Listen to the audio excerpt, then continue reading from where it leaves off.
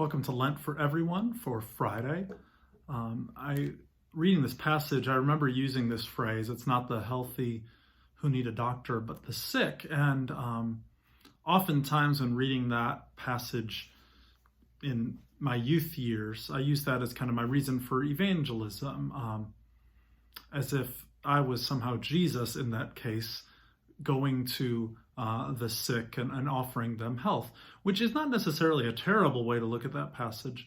But what I realize more and more as I read these passages is that I am not Jesus. I am the tax collectors and the, quote, sinners who need that health. And I'm also the Pharisees who Jesus is addressing these other things to, right? So N.T. Wright's emphasis that when he talks about needing the new computer altogether and not just trying to patch it up by putting a floppy disk into or putting a hard drive into his existing computer back in the day, I think is a real one.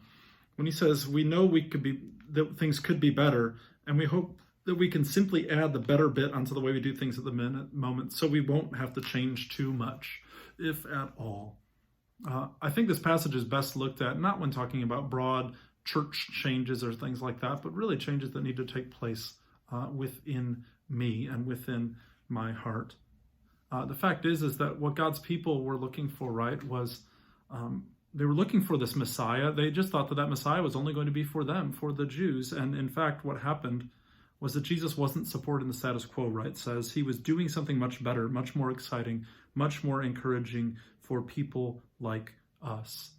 The reality is that we are part of this change opportunity that Jesus offers, and so much so that he says, you don't need to fast. Your main mode needs to be celebration. So as much as we as Christians fast during these 40 days of Lent, it is an odd thing for us because we live mainly in a mode of celebration of Easter and resurrection.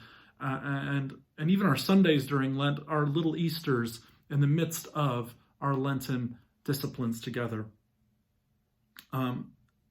Friends, we are and have the opportunity to be new wineskins, to have new clothing given to us by virtue of our baptism.